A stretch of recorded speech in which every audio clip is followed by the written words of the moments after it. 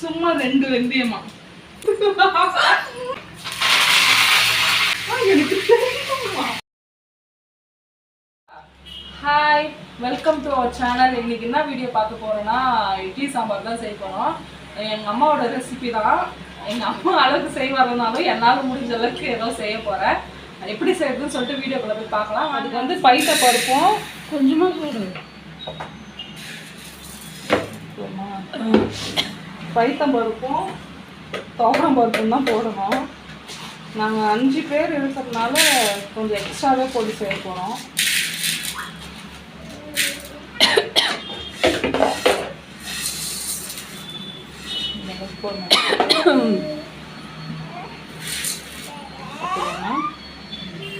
ஒரே ஒரு வெங்காயம், ஒரு 10-15 சின்ன வெங்காயம், தட்டி வச்ச பூண்டு, ஒரு 4 பழுத்த தக்காளி போடுங்க. அப்போ தான் வந்து டேஸ்ட்டு நல்லாயிருக்கும்.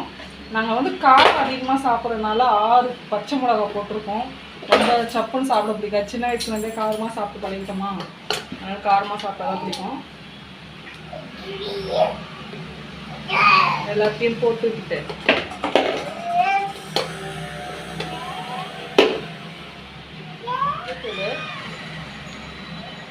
கொஞ்சம் நல்லா தண்ணியை ஊற்றிக்கிட்டு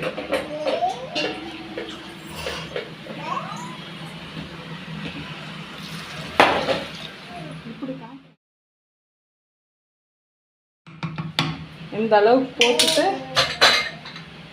அவ்வளோதான். குக்கரை க்ளோஸ் பண்ணி எனக்கு கரெக்டாக ஒரு 3 விசில் விட்டால் நல்லா கொடையாக வந்துடும்.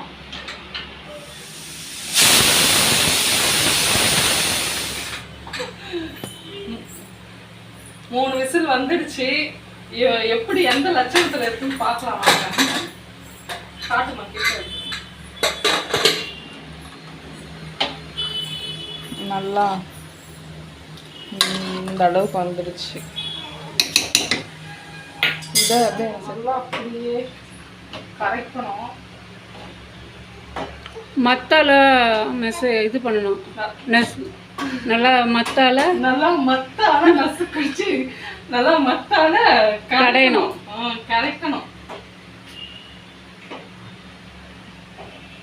எங்க அம்மா இன்ஸ்ட்ரக்ஷன் சொல்லி இருக்கிறாங்க எப்படி செய்யணும்.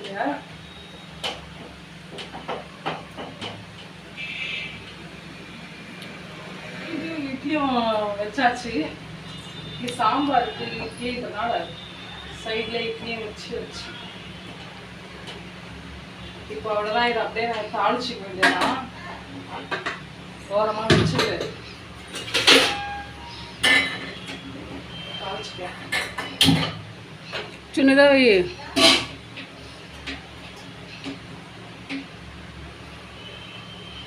எண்ணெய் ஊற்றிக்கிட்டு கடுகு சீரகம் தெரியுமா. எண்ணெய் காஞ்சதும் கடுகு அப்படியே மழை சாரல் மாதிரி கடுகை போட்டு, சீரகத்தையும் மழை சாரல் மாதிரி போட்டு, வெந்தயம் 2 போடு. வெந்தயம் இல்லாமல் சாம்பார் போடுவாங்க. வெந்தயம் போடு 2 எருமாடா சாம்பார்ல. சும்மா 2 போடு வெந்தயம். சும்மா 2 வெந்தயமா. வெந்தயம் சின்னதாக வெய்யாத ஃபர்ஸ்ட். அதெல்லாம் இருக்கு. நீ சும்மா கத்தாதா. காஞ்ச மிளகா போடணும். இது காஞ்ச மிளகா போடாதா. இது என்ன இதில் இருக்கு. சரி, நெக்ஸ்ட் கருவேப்பிலை.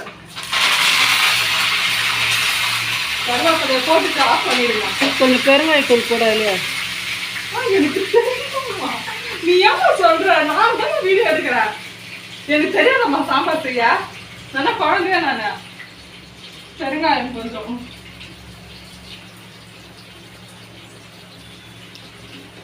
அது கூடவே அந்த கொத்தமல்லியோட அந்த என்னம்மா சொல்லுவாங்க, அடித்தண்டு. அடித்தண்டு அதை போட்டுருங்க.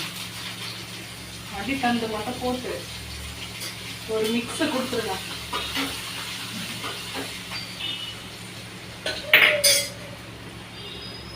இது அப்படியே எடுத்து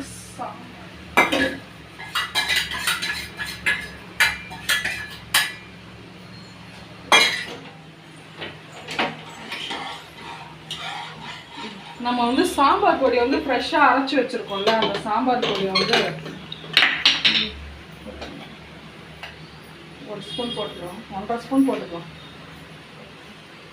போட்டு அந்த சாம்பார் பொடி தான் டேஸ்ட்டு கொடுக்குறது.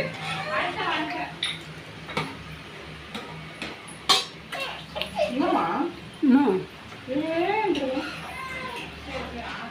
பொண்ணு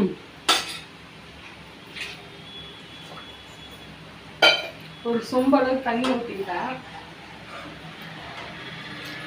நெக்ஸ்ட் உப்பு காரம் செக் பண்ணிட்டதா சாம்பார் ரெடி.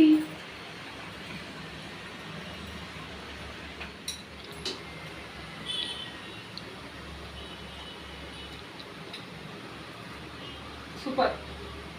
அப்பா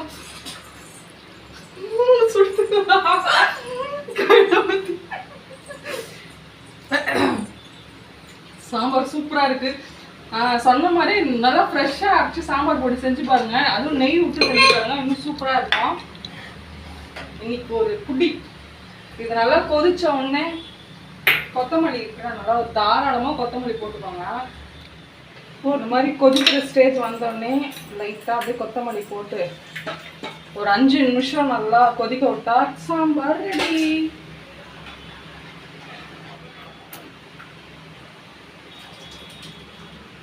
ஆனால் நான் புளி போடல, புளி போடாமலே நல்லா தான் இருக்குது. சாம்பாருக்கு அவ்வளோ புளி போட மாட்டாங்க நினைக்கிறேன் இட்லி சாம்பாருக்கு. நீங்கள் புளி போட்டு செய்வீங்களான்னு சொல்லிட்டு கீழே கமெண்ட் பண்ணுங்கள். இட்லி ரெடி ஆகிடுச்சு, சாம்பாரும் ரெடி ஆகிடுச்சு. டேஸ்ட்டு பார்க்கலாம் எப்படி விட்டுட்டு.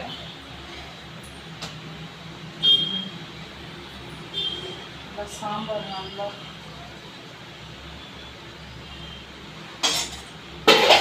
சாம்பார் சுட சுட சாம்பார் டேஸ்ட் பார்க்கலாம் என்னங்க.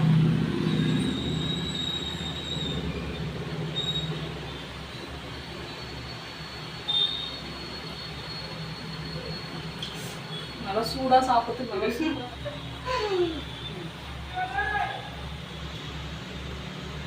சூப்பராக இருக்குது சாம்பார். நீங்கள் சாம்பார் செய்கிற மாதிரி இருந்தால் ஃப்ரெஷ்ஷாக செய்யுங்க. அதுக்கான ரெசிபி வந்து நான் ஷார்ட்ஸில் போட்டிருக்கேன், அதை பாருங்கள். சூப்பராக இருக்குது. பாய்.